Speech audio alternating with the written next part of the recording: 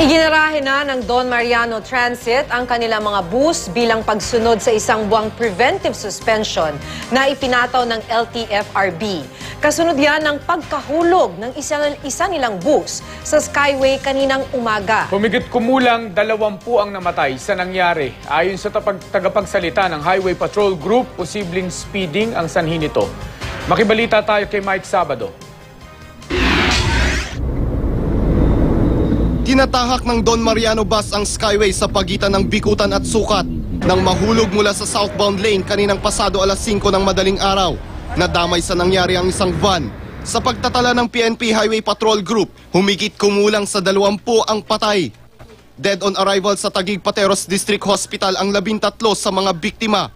Critical naman ang lagay ng driver ng bus. Sa impact or sa mga injuries na nakita natin, mukhang doon mismo sa crash site itself, mukhang wala na talaga. Severe injuries, mostly sa head. Pwedeng because of the impact nung sa brain niya. Yun ang nagdugo sa loob, hindi mo kita sa labas, nakita mo lang sugat lang sa labas. Hindi agad natukoy ang pagkakakilanlan ng mga biktima dahil wala ang mga ID nila o iba pang mga gamit ng dalhin sa ospital. Ang iba pang sugatan, dinala sa magkakahiwalay na ospital. Pasado alas 11 kanina, wala pa ring nakipag-ugnayan sa mga biktima mula sa kumpanya ng bus. Inaalam pa ng mga otoridad sa tulong ng CCTV sa highway kung paano bumagsak ang bus at kung nadaganan ng bus ang van o bumagsak din ito. Pero sa paunang investigasyon, napag-alamang mabilis ang takbo ng bus. Dinala ang bus kanina sa Highway Patrol Group SLEX Sub-Office. Binatawan na ng preventive suspension ng LTFRB ang kumpanyang nagmamay-ari sa naaksidenteng bus. Dagdag pa ng LTFRB, may pending case pa ang Don Mariano Transit sa isang hiwalay na aksidente.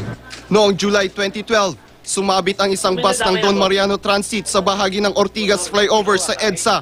May ilang nasugatan. Bukod sa malagim na aksidente kaninang madaling araw sa Skyway, ilang aksidente pa ang naitala sa naturang Toll Expressway.